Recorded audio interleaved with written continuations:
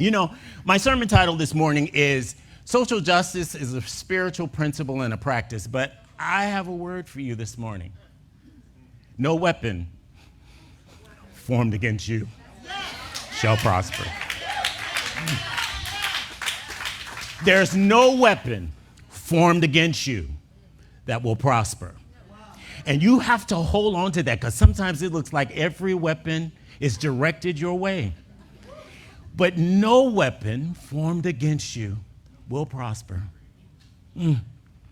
Social justice includes the principles as well as the practice. They include both. Now, that's true for most of the principles that we have, but it's profound for us that social justice is a principle and a practice. They are characteristics of freedom. And you are free even if you don't know it. Freedom is everyone's birthright, even the people I don't like. And I would like to say that I always bless them and wish them well, but sometimes I don't. But it gets better all the time. You know, pray for me. If you don't have anything else to pray for, pray for me. Because I guarantee you there's something on my mind I need to pray for. But I'm going to let you enter my life a little bit this morning. But remember this, there's no weapon formed against you that shall prosper. My parents purchased their first home in the 1950s. The deed restricted that the house could never be sold to a Negro. And I grew up in Detroit, a place I thought was civilized. But it's true, this is true. It could not be sold to a colored person, but it was sold to a colored couple because there's no weapon formed against you that shall prosper. Juneteenth requires that we discuss systemic or systematic racism. There's no way around it. Now take a deep breath. You will all live through it. You live through it every day. Whether you acknowledge it or not, you live through it every day. Now, this is not a message about guilt. This is not a message about pointing fingers at an oppressor. That's not what this is about. It is just to talk about issues, because once you talk about issues, you can embrace the principle that changes that situation, and then you can walk in the victory. Because you remember, it's the principle that yields the result, or the abundance that yields the prosperity. This is not about guilt. In fact, this is about there is no weapon formed against you that will prosper. So I want to address this question about whether or not segregation in our communities was necessarily organic or whether or not it was created.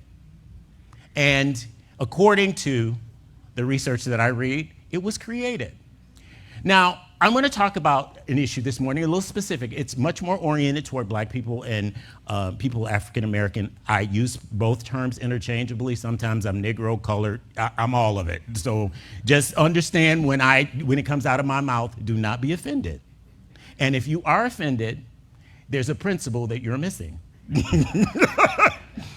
I am not ignoring any other person of color. That's not what this is about. But my focus is on African Americans this morning because the point here is there was federal, state, and local legislation against Black people's success. It's just the way it is. And the book that I read talks about that we must have a system equivalent to the solution as we had to the thing that created the problem. Now, these rules hindered the freedom of individuals. The U.S. instituted laws that prevented freedom, and it created poverty within a particular group of people and segregation. But still, no weapon formed against you will prosper. But it doesn't always work. It doesn't always work. The oppression that is against you, the weapon that is against you doesn't always work. See, we have overcome, and yet we will still overcome. The oppressed and the oppressor will overcome. Now, the people I don't like, I would like to say that they don't get the blessing at all. But here's the issue. The principle says, yes, we all do.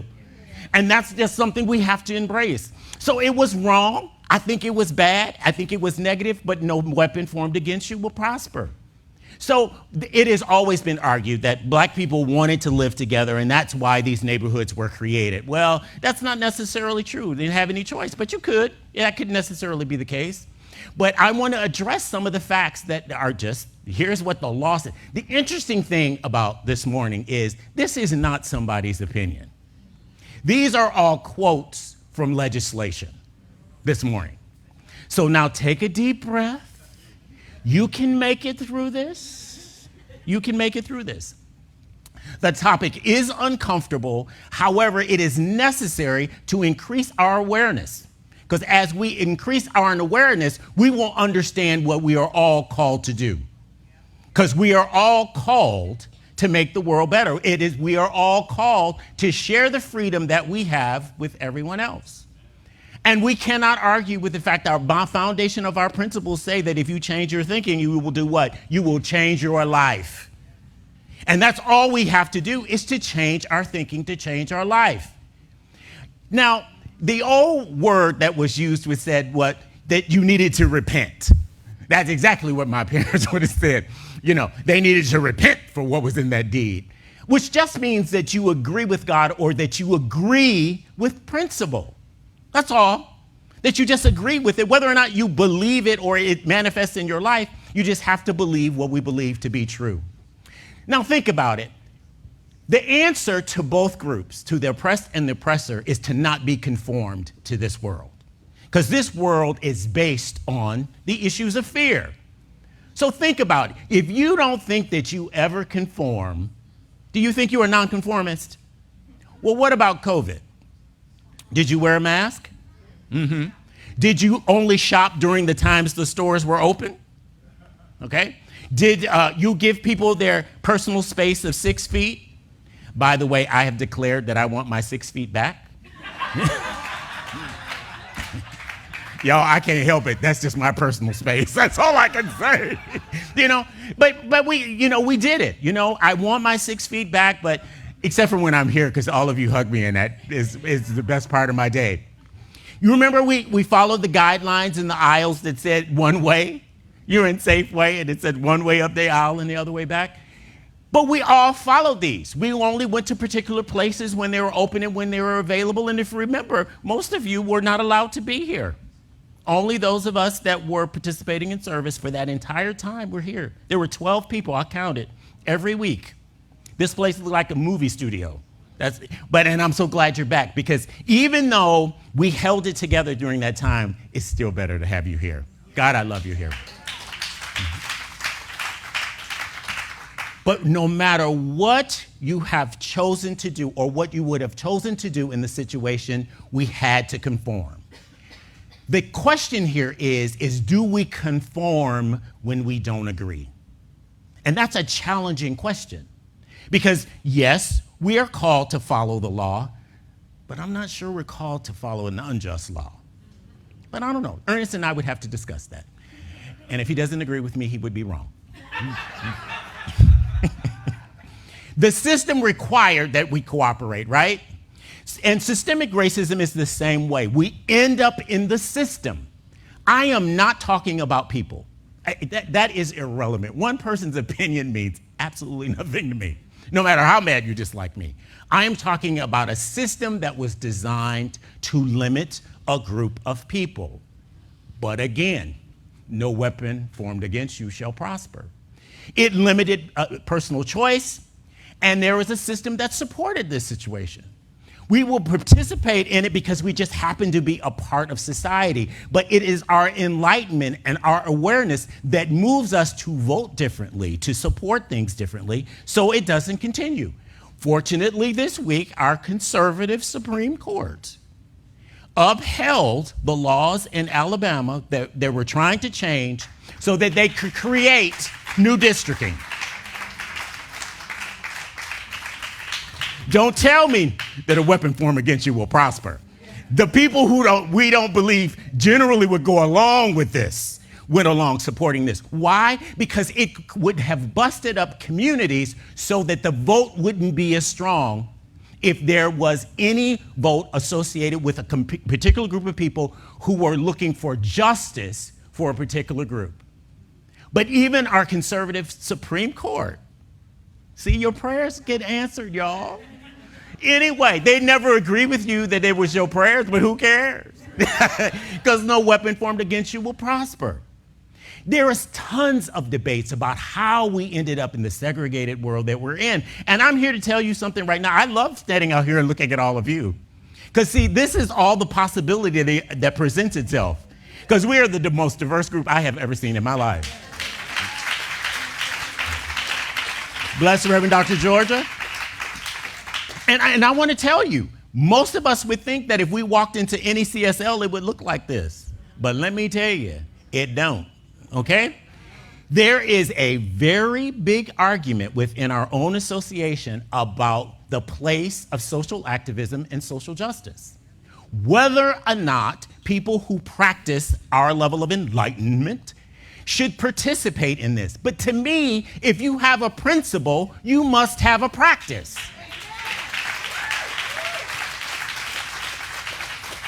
It is the practice that changes our ideas about the principle. You can't do one without the other. You can't pray for unity and then turn around and treat people bad. Really? You cannot do that. It is the practice that reinforces the principle. Do you vote by principle? Do you talk to people by principle? Or do you just let it go when it's convenient? And I believe some level of activism, whatever level you practice, is a part of our belief structure. The principle of human freedom includes social justice and the principle and the practice. If you don't practice it, you don't believe the principle. Okay? And that applies to everything about principle in your life. If you don't practice it, you don't believe it. Because let me tell you, I've just been talking about money for the last month. And again, I'm covered, y'all. I'm blessed. But I'm telling you, you can't say that you believe it and you don't practice it. It just doesn't work that way. Because no weapon formed against you will prosper. Freedom is everyone's birthright. Everyone, even the people that I don't like. But a lot of people don't understand this. They don't see that everyone deserves and should, not only by constitutional right, but by principle itself, that everyone should have access to create the life that they want for themselves.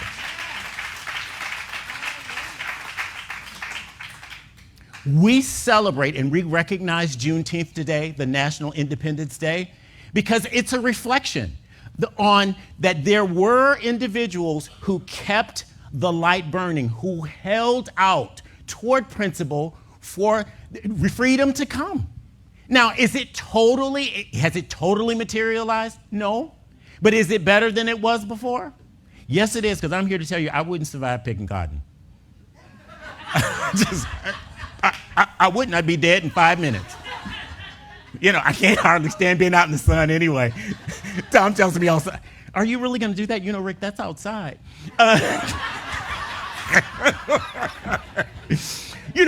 But we have to recognize that justice requires us all to support the freedoms of everyone.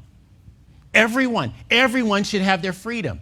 Now, the interesting thing is that principle never hurts anyone else. And if the thing that you support oppresses someone else, no, I don't have to support that. Because that's not principle.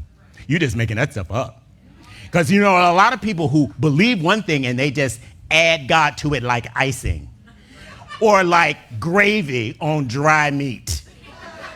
They just slather it all over it, hopefully that it will cover up that the meat is dry. But it don't work that way. Freedom is a characteristic for all of us. It is a universal spiritual principle. So let us remember the strength and the courage of our ancestors who were liberated from bondage, even though, in this case, we celebrate the fact that they didn't know it. And you know what? Some of you are sitting here and don't know that you're free. And yes, you are. And I want you to know that you are free whether you feel it or not. We were all created free. Now, I'm not talking about necessarily whether or not there are laws against this. I'm talking about free in your inner being, that you can only be trapped if you allow yourself to be. Because no matter what happened to our ancestors, they held on to this day, that this day would come where we would be able to be together. This was against the law for us to have a mixed congregation at church. That's the way it was, against the law. So we celebrate the release from bondage. We think about even the allies that we had during this experience, because it was hard, but there were people who held out for us. Now, many of the national churches split. The Baptist church, the Methodist church, and the Presbyterian church became north and south. They divided over this question, but not everyone did that. The Congregationalists, the Unitarians, and the Quakers were our allies, no matter where they were. And I'm thankful for them, because there's an ally in your corner even when the weapon is formed against you. There is an ally there. And let me tell you, when it's the Spirit, baby, you got it made, because you can overcome anything. Now, the other groups were silent. The Episcopalians, God knows my ancestors, were silent. But there were people who were advocates who came out against slavery. And so remember that it was in 1863 was when the Emancipation Proclamation was signed and enacted, but it was 1865 before the slaves in Texas knew, and that is what we celebrate today. That is why there's more than one Independence Day. Really, I would say this is the Independence Day, because it's for everybody. But that's okay, I'll celebrate on the 4th, just like it's today. Okay? Remember that everyone is free, and everyone needs to know that they are free so that they can live the life that they were designed to have. Spiritual power gives us the ability to overcome the obstacles, the weapons that are formed against us. They cannot prosper as long as we are aware, but we educate and enlighten one another. Now, there were many laws that were created. FHA did not allow African Americans to apply for loans when it was first created. And then they made one change and said, yes, you can apply, but you don't get any equity until the entire mortgage is paid off. That's constitutional law. That's constitutional law. It's in there, okay? So you couldn't do that. And if you missed one payment, you forfeited the mortgage and all of the equity. But no weapon formed against you shall prosper. Now, it went on, and the next thing happened is the federal system created the highway system. And the highway system in the United States was created, and it was designed to bust up poor communities and, of course, African American communities.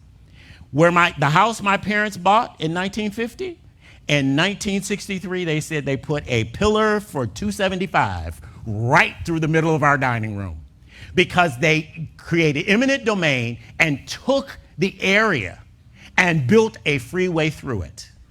And if you look at the federal freeways that were created during the 1960s and the early 1970s, you will find what they did was they busted up communities. But no weapon formed against you shall prosper. Now, I'm not bragging on my parents at all. My parents just were overcomers. They just believed principle.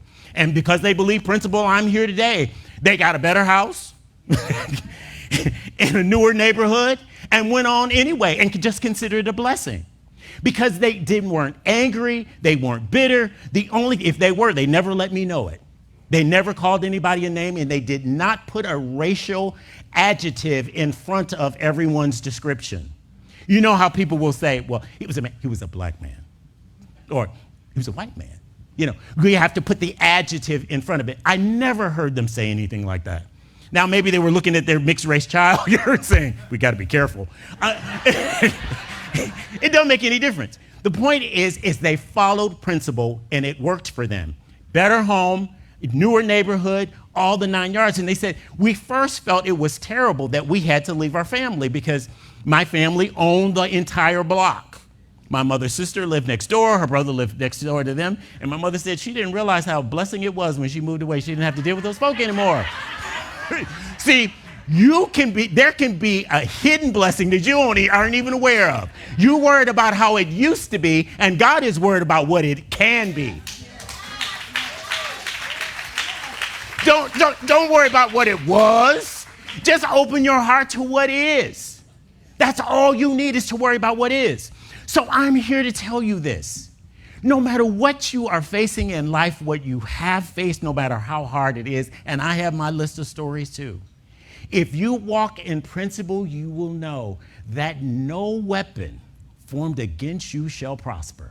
And you have to hold on to that. And there are people in this room who have shared with me their lives. You don't know how difficult some people's lives have been, but they have overcome. And what I think more than anything else as I land this plane is, here's an example of holding on to principle. This is probably the most diverse room that you will find around. And we're in California, okay? Think about it. My job doesn't look like this, and we have 50,000 employees. They don't look like this. Does your job look like this? Okay? This is an element to let you know that if you hold to principle, that it will work and it will manifest for you in your life and what is best for you for your freedom and your self-expression. Because God is not against us. God is on our side, and freedom is built in. It is factory installed. And if you have ever believed that there was some limitation in your life, I suggest you leave it here today. Because what tomorrow is possible, who cares about yesterday? It's something we learn from, but it is the possibilities that are in front of you. We have talked about uncertainty, we have talked about abundance, and now I'm talking about freedom. No weapon formed against you shall prosper, and so it is.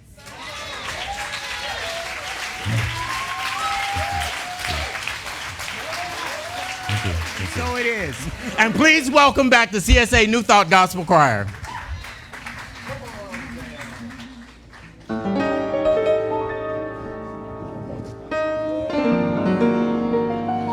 Everyone give it up for David Mormon for the sneak attack solo on the last one. On this one we got Sarah Mendicott sing. Medlicott, sorry. Give it up for Sarah, ladies and gentlemen.